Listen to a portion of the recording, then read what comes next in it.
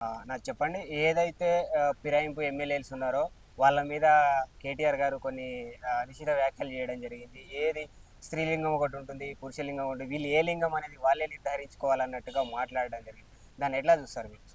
కేటీఆర్ గారికి మీ ద్వారా అదేవిధంగా యావత్తు తెలంగాణ ప్రజల ద్వారా సూచించడం ఏంటంటే, గతంలో కూడా కాంగ్రెస్ నుంచి మా 17 మంది ఎమ్మెల్యేలు మీరు తీసుకున్నప్పుడు, మరి ఆ రోజు నీ కళ్ళు మూసుకుపోయినావా, నువ్వు నిద్రలు ఉన్నావా?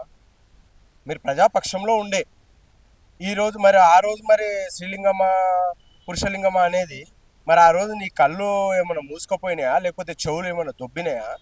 ఆ? నీకు నీ ఇష్టం ఉన్నట్టు కండ కావరంతో ఏది పడితే అది మాట్లాడితే ఊకుంటారా? వాళ్ళు ఏమన్నారు నిన్న?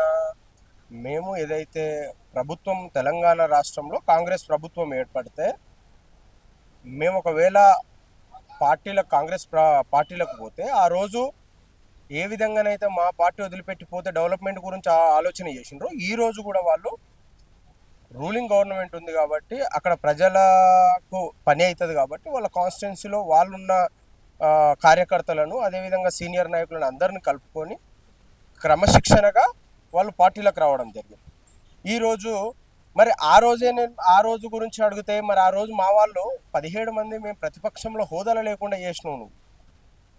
ఇది ఎంతవరకు కరెక్టు? ఈయన కండ కావరంతో మాట్లాడుతుండా, లేదంటే రాజకీయంగా ఏమన్నా మైండ్ ఏమన్నా దొబ్బిందా అనేది ఆయన ఆలోచన చేసుకొని మాట్లాడితే బాగుంటుంది.